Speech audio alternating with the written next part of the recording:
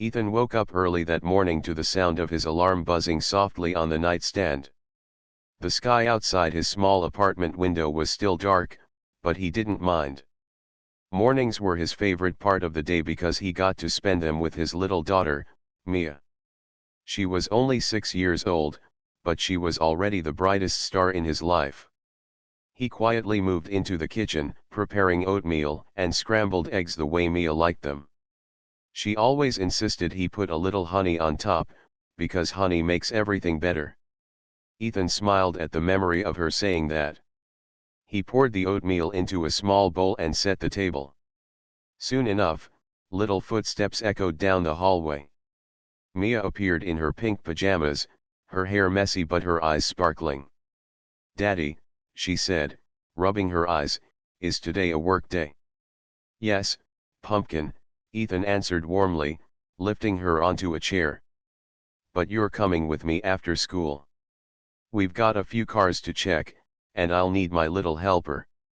Mia grinned, her excitement lighting up the small kitchen. She loved riding with her dad in his repair truck. She would sit quietly with her crayons and coloring books, watching him work, asking endless questions about tools and engines. To her, he was a superhero who could fix anything. After breakfast, Ethan got Mia ready for school, tying her shoes and braiding her hair. He always tried his best to give her everything she needed, even though life wasn't always easy as a single father. He didn't complain, he was proud to raise her with love and honesty. When he dropped Mia at school, she gave him a big hug and whispered, "Don't forget, Daddy, honey makes everything better." Ethan laughed and promised to remember. Then he drove off in his old repair truck, ready to start his day. By late morning, the sun had climbed higher, and Ethan had already finished 2 small jobs. He was on his way back to the garage when he noticed a compact silver car pulled over near the elementary school parking lot. The hood was slightly open, and a woman sat inside, looking nervous. Ethan slowed down and pulled over. He stepped out of his truck, wiping his hands on a rag, and approached the car. "Everything okay, ma'am?"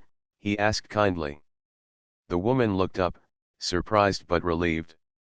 She had gentle brown eyes, neat dark hair pulled back in a ponytail, and a professional outfit that suggested she was on her way somewhere important. "Oh, thank goodness," she said. "My car just stalled out. I was on my way to a job interview at the school, and now it won't start." Ethan peeked under the hood. It didn't take him long to spot the problem: a loose battery terminal. He tightened it quickly, explaining what he was doing in simple words so she wouldn't feel lost. "Nothing too serious," he reassured her. "Your battery connection was loose. I fixed it, but you might want to have it checked again soon." She tried turning the key, and the engine roared back to life. Her face lit up with relief. "You just saved me," she said gratefully. "How much do I owe you?" Ethan shook his head. "Nothing at all.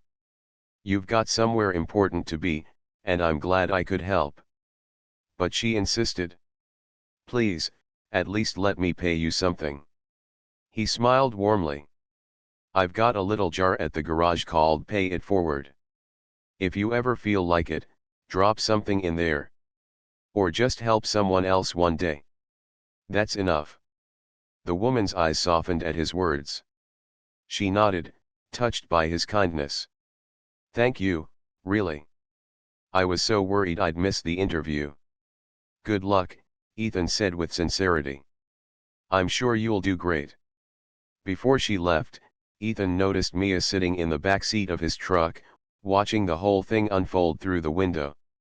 He gave her a small wave, and she waved back with a grin. The woman, whose name he would later learn was Grace, closed her car hood and drove off, glancing back in her mirror with a smile. She didn't hear the little whisper that followed. As Ethan walked back to his truck, Mia leaned over from the passenger seat. Her voice was soft but serious. "Daddy," she whispered, "she's my mom, please marry her." Ethan froze, caught off guard. He looked at his daughter, her big eyes full of innocence and hope. She wasn't joking, she truly believed what she was saying. He chuckled gently, reaching over to brush a strand of hair from her face. "Sweetheart, that's not how it works. You can't just decide someone is your mom like that. Grown-ups take time. They have to get to know each other first." "But she looked nice," Mia said, her little voice insistent. "And she smiled at you. She would be perfect." Ethan laughed again, though inside he felt a strange warmth. "Maybe life will bring us together again someday. But for now, let's just be happy we got to help someone today." Mia leaned back in her seat, still daydreaming about the kind woman. She didn't fully understand, but in her heart, she had already written a happy ending. That evening, as Ethan prepared dinner at home, Mia kept bringing up Grace. "Do you think she got the job, Daddy?" she asked. "I hope so," Ethan replied, chopping vegetables. "She seemed like someone who deserved it." "Do you think we'll see her again?" Mia pressed. Ethan paused. He wasn't sure. Sometimes life brought people back together, and sometimes it didn't. He smiled at Mia, not wanting to crush her hope. "Maybe," he said softly. "The world is smaller than we think." As they sat down to eat, Ethan couldn't help but replay the day in his mind. The way Grace had looked so relieved when her car started again, the way her voice carried gratitude, and the kindness in her eyes. It had only been a short meeting, but it left an impression on him, a reminder that even in the middle of ordinary days, unexpected connections could appear. Mia, however, was certain of one thing. She drew a picture that night before bed, a smiling man, a little girl, and a woman with kind eyes. Underneath, in wobbly letters, she wrote, "My family." Ethan tucked her in and kissed her forehead, not knowing that her innocent wish was about to plant a seed that would grow in ways neither of them could imagine. The night was quiet as Ethan cleaned the dishes alone, but his heart felt a little fuller. Life had its hardships. A soft breeze moved the flags in front of the school as Ethan finished tightening a bolt on a customer's car. It had been a steady week, and the afternoon sun gave the garage a warm glow. He washed his hands at the sink and looked up when he heard small footsteps on the concrete. Mia came skipping from the office with a paper crown she had made from receipts and tape. She wore it proudly, like a queen of cardboard and crayons. "Your Majesty," Ethan said with a grin, bowing a little. "Do I have permission to drink some water?" "You do," she answered, trying not to laugh. "But only if you also tell me a story later." "Deal," he said, handing her a cup with a smile. Just then, a compact silver car rolled into the lot and parked neatly by the painted line. The engine shut off. The driver door opened, and the woman from the other day stepped out, holding a small paper bag tied with string. Ethan felt something gentle settle in his chest. He had not expected to see her again so soon. "Hi," she said.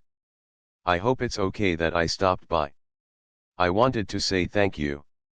"Of course," Ethan replied. "It's nice to see you again." She offered the bag. "My name is Grace. I brought banana bread. It's warm. My neighbor bakes on Thursdays, and I told her about you helping me the other morning." She said good neighbors thank good neighbors. "That's very kind," Ethan said. "I'm Ethan. And this is Mia." Mia peered around his leg, brown eyes curious. She held her crown with both hands and whispered, "Hi, Grace." Grace crouched to Mia's height, not too close, giving the child space. "I love your crown," she said softly. "You look like a real queen. Did you make it yourself?" Mia nodded and smiled with shy pride. "I'm the queen of car paper." "That is a very important job," Grace said. "May I be a visitor in your kingdom?" "You may," Mia said, standing a little taller. Grace stood and turned back to Ethan. "I also wanted to give you this," she said, handing over a small envelope. "It's just a note. You helped me when I felt stuck and scared. I don't forget things like that. Ethan did not open the envelope yet. He slipped it into his shirt pocket, as if placing it near his heart for safekeeping. Thank you, he said. How did the interview go? Grace's face brightened. I got the job. I'll be a school counselor here. It's part-time now, but there's a chance it will grow. I start next Monday. That's great news, Ethan said honestly. The school is lucky. Grace looked a little bashful. I hope I can be helpful. Also, there's a small sound my car started making this morning. It's a soft clicking when I turn the key. It goes away after it starts. Maybe it's nothing, but I thought, since I'm here, good to be careful, Ethan said. Let me take a listen. He asked Grace to start the car while he stood by the hood. Mia stayed beside the office door and watched, a quiet little statue with big eyes, the paper crown now tucked into her elbow like a folded flag. The engine turned, and there it was, a faint, quick click before the smooth hum. Okay, Ethan said, turn it off, please. When the engine settled, he raised the hood and checked the connections. He moved with unhurried hands, every motion clear and steady. He looked at the belt, the alternator, the terminals. He explained each part in simple words, not to show off, but to help Grace feel safe. This, he said, pointing to the alternator, is what keeps your battery happy after the car starts. If it gets weak, your battery works too hard. Then mornings become difficult. The clicking you hear could be a sign it's getting tired. Grace listened closely. He liked that. People who listened were easier to help. Is it dangerous to drive? Not right now, Ethan said. But it may get worse. You might wake up one day and the car won't start at all. It's better to fix it before that. He gently tapped the alternator with his knuckle. I can test it, but my meter is in the truck. Give me a minute. He jogged to the truck, grabbed the tool, and returned. The numbers told a story he already suspected. He could read them like a doctor reads a gentle heartbeat and knows when it needs help. It's weak, he said. Not dead. But weak. Grace took a breath. Okay. How much would it cost? Ethan was careful with his words. He tried to keep his voice even and his face calm. A new part can be pricey. I can also source a reliable used one from a yard I trust. Many are good as new. It will cost less. Labor is the same, but I can keep it as low as possible. I'll write it up for you to see. No surprises. I don't want to underpay you, Grace said. You helped me before, and I appreciate that. But please let me pay fairly this time. That's fair, he said. We'll make a plan that feels right to both of us.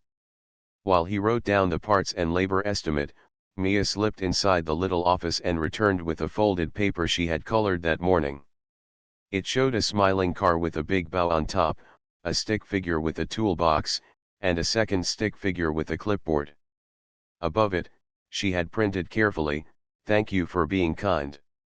Grace's smile softened as she took the drawing. Is this for me? Mia nodded.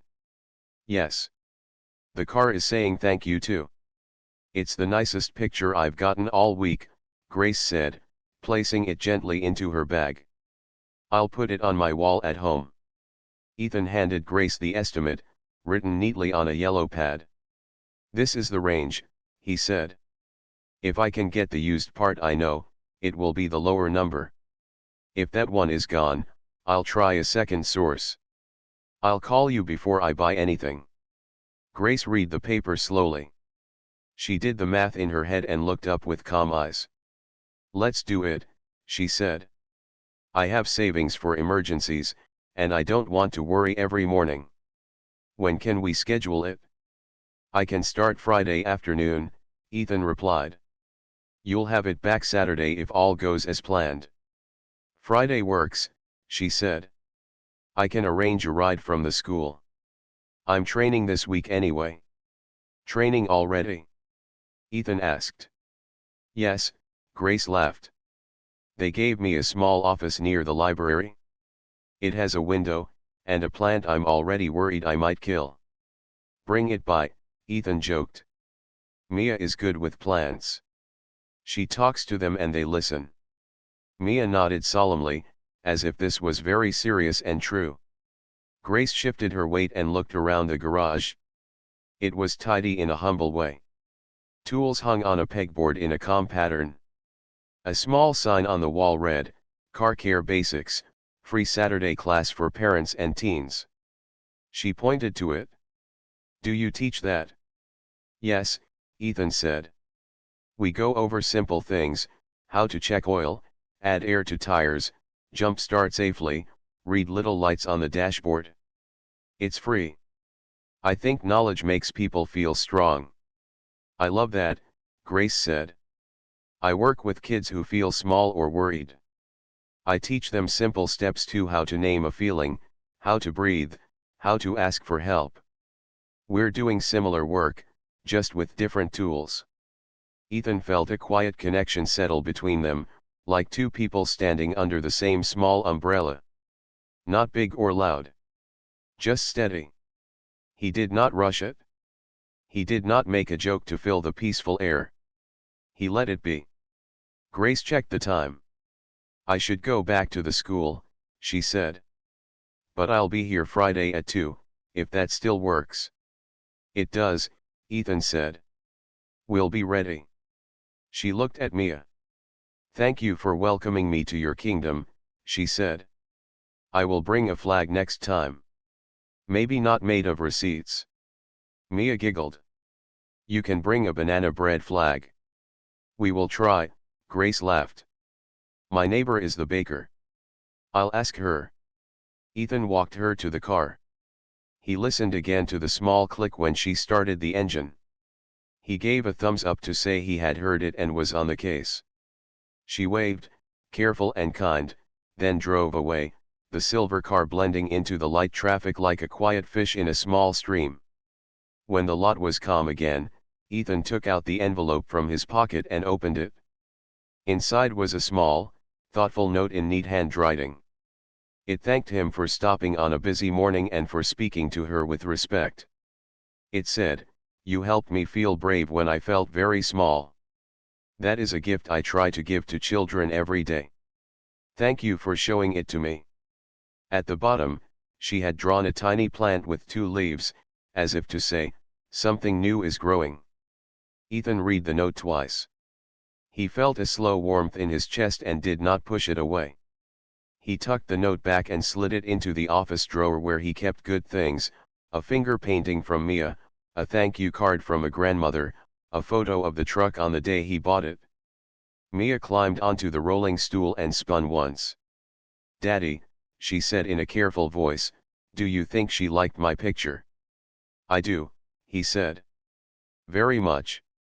Do you think she will come to the Saturday class? Maybe, he said. If she has time.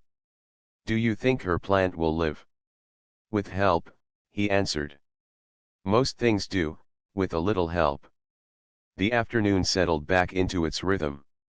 Ethan checked the schedule, ordered the part he hoped to get, and returned a call from a neighbor whose tire kept losing air. He worked with the same steady hands, but his mind carried a new, gentle light. He liked that Grace had taken time to come back just to say thanks.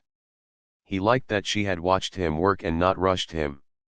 He liked that she listened, and that she had eyes kind enough to notice a child's paper crown and make it feel important. As the sun tilted lower, Mia drew at the small office table. This time her picture showed a car with a smiling face, a toolbox, and a plant with 2 little leaves stretching up toward a window. She colored the leaves a soft green and added dots of yellow for sunlight. Then she wrote in careful, block letters, grow. Ethan looked over her shoulder and nodded. That's a good word, he said. It's a small word, Mia said, but it does big things. He smiled at that. After closing time, he locked the garage, lifted Mia into the truck, and started the engine. The day had been ordinary in many ways: oil, tires, a loose screw, but it had also held something new and hopeful. Friday at 2 o'clock had a circle around it now, drawn not just on the calendar, but in a quiet corner of his heart. On the drive home, Mia talked about a pretend flag made from banana bread. She imagined it on a tiny flagpole in a tiny flower pot, waving next to a tiny plant with two brave leaves. Ethan laughed and added ideas to her story. When they reached their street, the sky was pink and soft. He parked, carried in the paper bag, and sliced the banana bread. It was sweet and warm, and the scent filled their small kitchen. They ate it with tea and honey, because, as Mia always said, honey makes everything better. And that night, as Mia tucked her paper crown under her pillow, Ethan stood by the doorway and watched her eyelids grow heavy. He thought about timing and patience and the way good things knock softly before they enter. He did not chase the feeling away. He let it grow, small and steady, like a plant on a windowsill. Turning tea Friday came quickly. Ethan spent the morning making sure the garage was neat and the tools were ready. He liked order, especially when he knew a customer would be waiting. He checked the part he had picked up from the yard the day before, a used alternator in excellent condition. He had tested it twice to be certain. Mia sat on a stool, swinging her small legs back and forth. She had her coloring book open but kept glancing at the clock. She knew who was coming, and though she said nothing, her face was full of anticipation. At exactly 2 o'clock, the silver car rolled into the lot. Grace stepped out, dressed in a simple blouse and skirt from her training day at the school. She carried a folder under one arm and waved with her free hand. "Right on time," Ethan said with a small smile. "I try," Grace replied. "I don't want my car to give up on me in the middle of the road." "Let's take good care of it then," Ethan said. Grace knelt for a moment by Mia's stool. "Hi, Queen of Car Paper. Did you make any new flags this week?" Mia giggled and showed her a drawing of a banana bread castle. Grace laughed softly. "Your imagination is the best thing I've seen all day." While Mia went back to coloring, Ethan got to work. He explained each step: loosening the belt, disconnecting the cables, removing the old alternator. Grace listened and even asked questions, not just to be polite, but because she wanted to understand. Ethan liked that about her. Most customers just waited on their phones. When he slid the new alternator into place and tightened the bolts, he felt the quiet satisfaction of good work. He tested it with the meter, and the numbers looked perfect. "It's healthy now," he said. "No more tired mornings for this car." Grace smiled with relief. "Thank you. I feel like I can breathe again." Ethan wrote up the invoice. The number was lower than what she had expected because he managed to get the part at a good price. She frowned slightly. "Are you sure this covers everything? I don't want you to cut yourself short." "It's fair," Ethan said. "You're paying me for the work and the part." "That's enough." Grace hesitated but finally nodded. "Then thank you. Truly." The next day, Grace returned with a small box of cookies. She set them on the counter. "Just a thank you again," she said warmly. Word spread quickly in the neighborhood. A few people teased Ethan good-naturedly, suggesting he had a special customer. He brushed it off with a smile, but inside he felt self-conscious. He did not want anyone to think he was mixing business with personal feelings. Grace noticed the way he kept a polite distance. He spoke kindly but in short sentences, more professional than before. She wondered if she had crossed a line by bringing cookies. That evening, she wrote him a small note, thanking him again, and tucked it into his mailbox with the words, "I hope I'm not being a bother." When Ethan found the note, guilt touched his chest. He realized his careful distance might have seemed like coldness. He only wanted to protect Mia and to be respectful, but perhaps he was confusing Grace. Meanwhile, At school, Mia was given an assignment to make a family tree poster. Each child was to draw their family members, pets, or special people who felt like family. At the kitchen table that night, Mia drew herself and Ethan in bright colors. Then she hesitated, crayon hovering over the page. "Daddy," she asked, "can I put Grace too? She's not really family yet, but she feels like family to me." Ethan looked at her small, hopeful face. He felt a tug in his heart. "Sweetheart," he said carefully, "Grace is a wonderful person. But maybe for this project, let's just draw the people who live in our home." Mia's shoulders slumped, but she nodded. She added a smiling sun above them instead. Ethan kissed the top of her head. He wished life could be as simple as a child's drawing. A week later, Grace's car showed another small issue. A dashboard light flickered, making her nervous. She considered calling Ethan but hesitated. She didn't want him to feel she was using excuses to see him. After a restless evening, she finally sent a message, "Sorry to bother you again, but my dashboard light keeps blinking. Should I be worried?" Ethan replied quickly, "Bring it in. It's no bother. I'll take a look." The next morning, she drove over. Ethan checked the system and quickly realized it was part of a manufacturer recall. He explained this to her carefully. "It's not your fault. The company made a mistake in the design. They'll replace it for free if you take it to the dealership." Grace looked both relieved and embarrassed.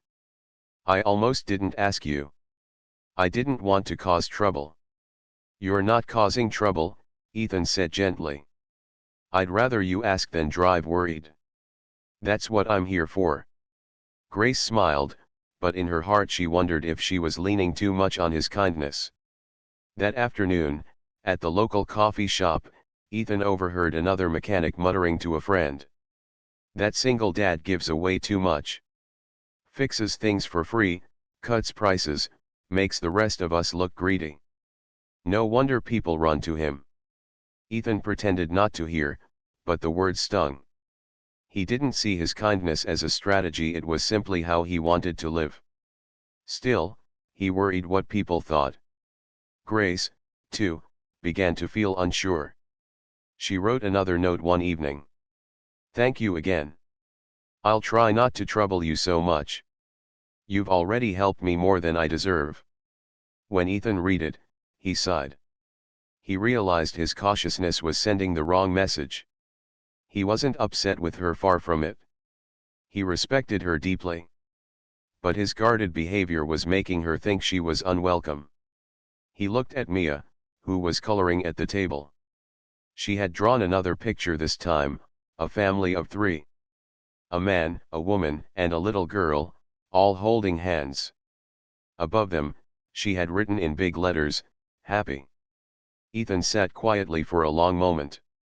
He realized that maybe it was time to stop holding back so tightly. Some connections in life weren't accidents. They were invitations. That night, after putting Mia to bed, Ethan sat by the window with a cup of tea. The city was quiet outside, just a few cars passing on the street. He thought about Grace, the way she listened when he explained a repair, the way she knelt to Mia's height, the way she carried herself with patience and sincerity. He also thought about Mia's whisper that first day, "She's my mom, please marry her." He smiled softly. Children had a way of seeing things that adults hesitated to admit. He didn't know what the future held, but he knew this: Grace wasn't just another customer. She was someone who brought light into their days, even in small ways.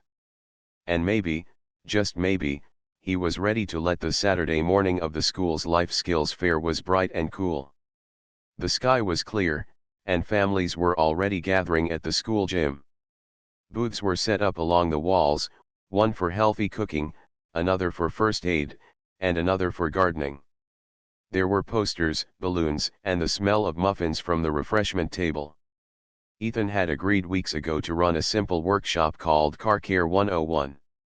He enjoyed teaching parents and teens how to check oil, air pressure, and dashboard lights. Knowledge, he believed, gave people confidence.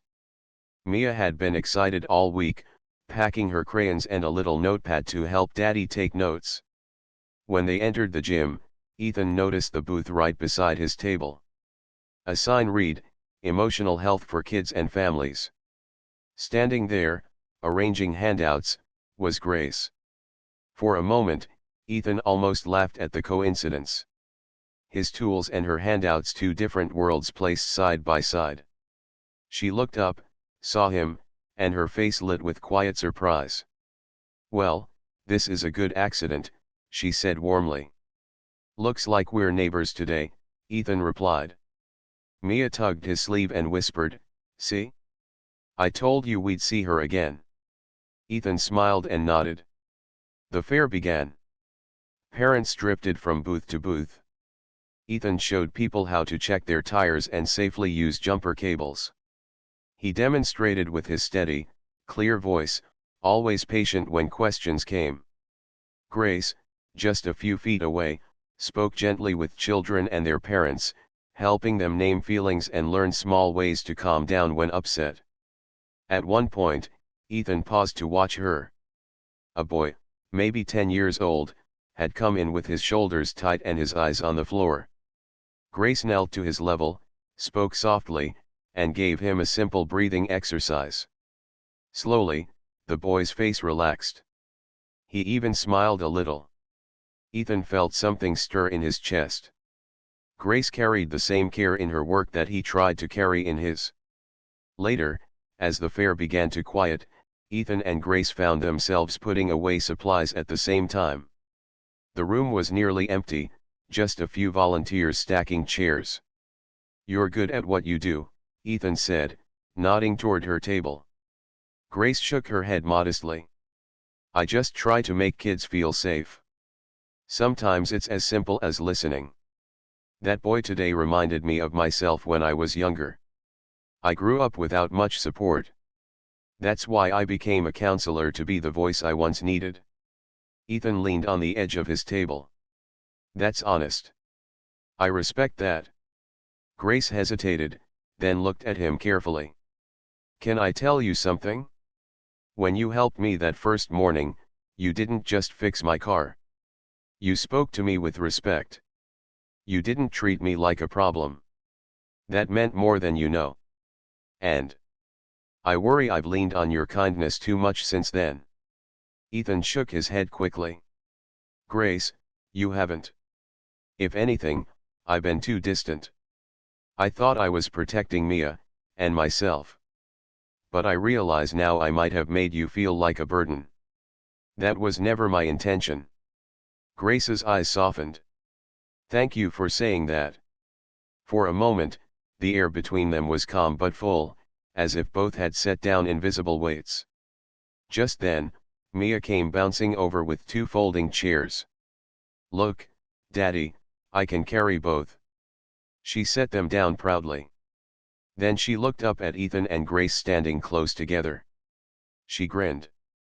Ethan crouched to her level. "Hey, kiddo," he said gently, "remember how we talked about small steps? We're just talking, okay?" Mia nodded, but her smile said she knew something more. Children often saw things clearly that adults tiptoed around. Grace knelt beside Mia. "Your picture is still on my wall," she said softly. "Every time I look at it, I feel stronger." Mia's eyes widened. "Really?" "Really," Grace said with a smile. "It reminds me that kindness grows." Ethan felt his throat tighten a little. He glanced at Grace, and she met his eyes. Neither spoke, but the silence said enough. After the fair, Ethan and Grace walked out together toward the parking lot. Families were still leaving, kids skipping with balloons. Ethan carried his toolbox while Grace held her folder.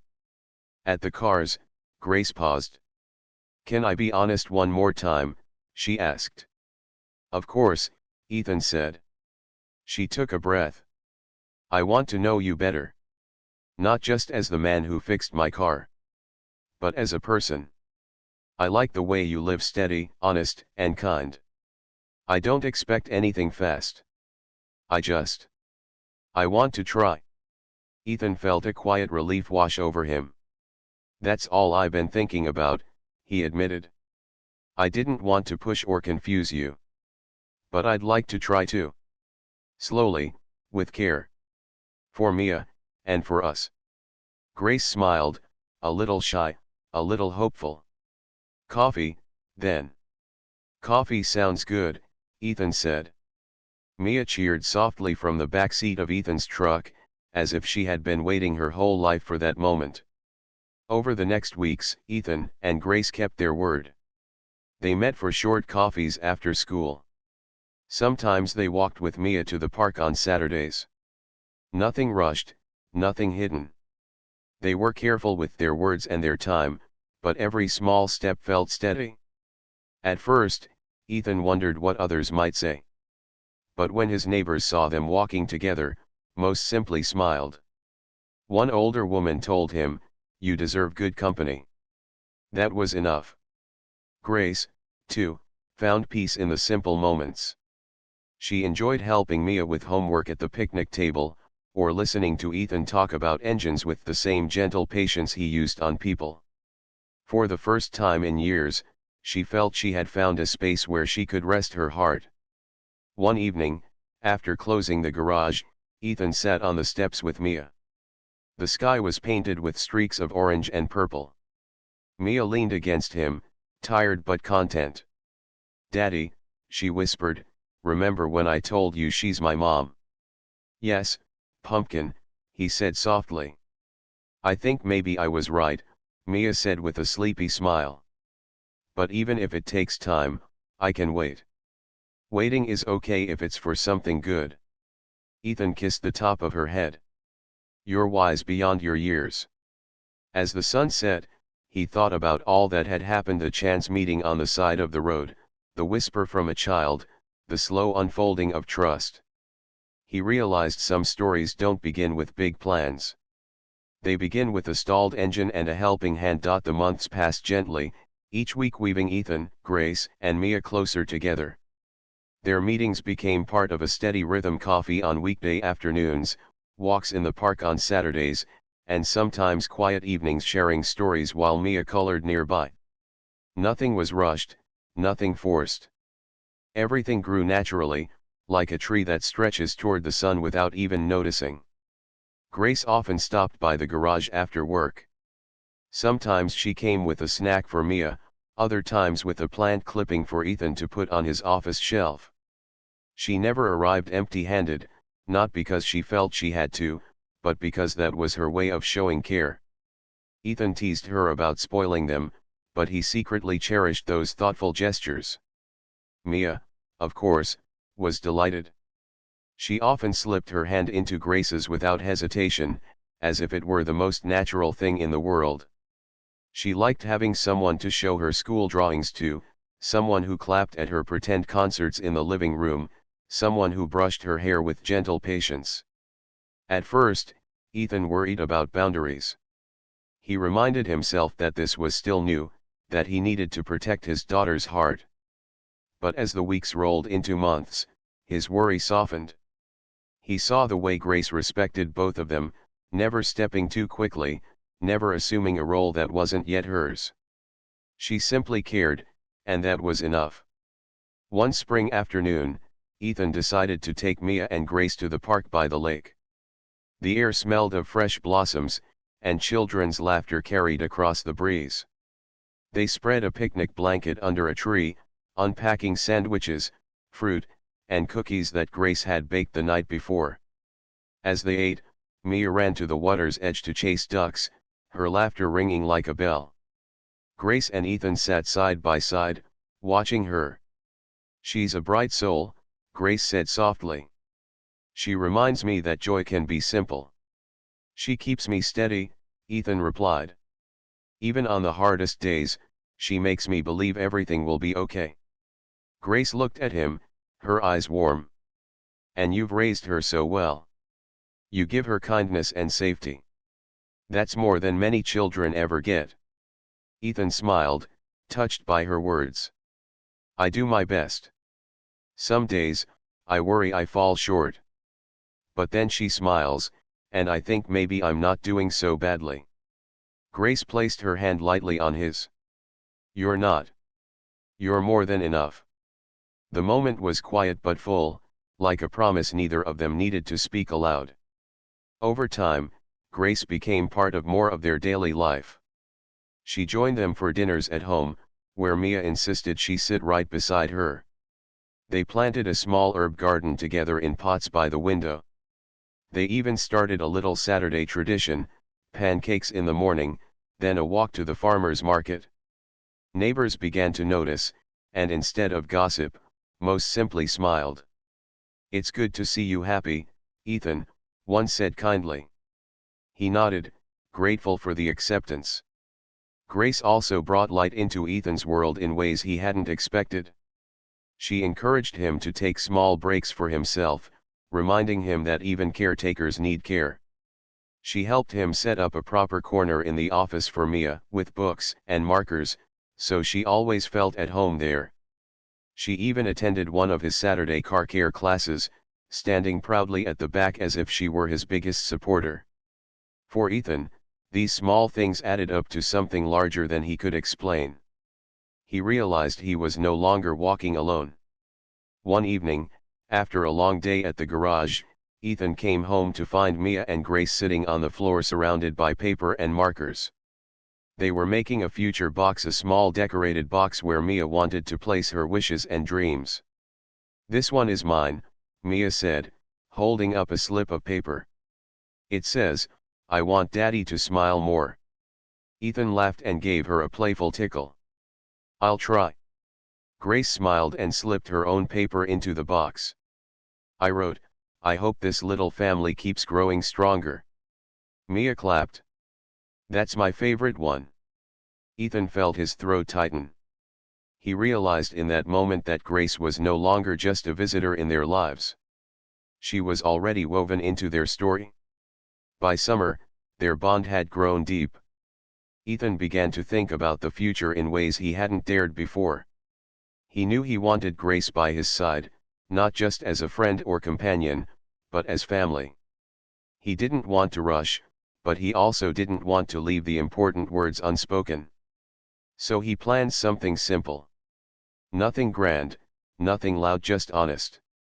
One Saturday, he packed a picnic basket and drove with Grace and Mia to the same lake where they had laughed months earlier. They spread out the blanket, ate sandwiches, and watched the water sparkle in the sun. Afterward, as Mia chased butterflies nearby, Ethan turned to Grace. His heart pounded, but his voice was steady. Grace, he said softly, when I met you, it was by chance. A loose battery, a busy morning. I didn't know then that you would become part of our lives. But now, I can't imagine our days without you. You've been patient, kind, and honest. You've given me a joy and given me hope. Grace's eyes grew moist. She listened quietly, her hands folded in her lap. I don't have fancy words or grand gestures, Ethan continued, but I have this, a steady promise. I want us to keep building this life together. Would you marry me? For a heartbeat, silence filled the air. Then Grace's face broke into a smile, tears shining in her eyes. Yes, she whispered, her voice trembling. Yes, Ethan. I would love that. At that very moment, Mia came running back, holding a flower she had picked. She stopped when she saw their faces. What happened? Did she say yes? Ethan laughed through his own tears. She did, sweetheart. She said yes. Mia squealed with joy, throwing her arms around both of them. I knew it. I told you she's my mom. Grace hugged the little girl tightly. I may not be your mom by birth, she said gently, but I promise to love you like one. Always. Mia nodded, her eyes shining. That's all I ever wanted. The weeks that followed were full of simple celebrations. Friends and neighbors congratulated them. The garage crew teased Ethan good-naturedly but with genuine happiness. At the school, Grace's colleagues smiled knowingly when she mentioned her engagement. The wedding itself was small and sweet, just close friends, family, and a quiet vow under the open sky. Mia walked proudly as the flower girl, sprinkling petals with delight. When Ethan and Grace exchanged vows, Mia clapped the loudest, her heart full. Life didn't suddenly become perfect. There were still bills, long work days, and small challenges. But now, they faced everything together. The silver car that had once stalled on the side of the road now purred with health, carrying a new family to picnics, school plays, and Sunday drives. In the evenings, they often sat on the porch together. Ethan would sip tea, Grace would read, and Mia would draw her endless pictures. Many of her drawings now showed three smiling figures holding hands under a bright sun. One night, Mia placed a new drawing on the fridge. It showed a car driving on a road with three people inside, all smiling. Above it, she had written in bold letters, "Forever Family." Ethan looked at Grace, and she smiled back. Neither needed to say anything. They knew. In the end, what began as a simple act of kindness on a busy morning had grown into something beautiful. A stalled car had led to laughter, trust, and love. And a little girl's innocent whisper had turned out to be a glimpse of the future. The car engine hummed, the family laughed, and the road ahead stretched wide and welcoming. They were ready together.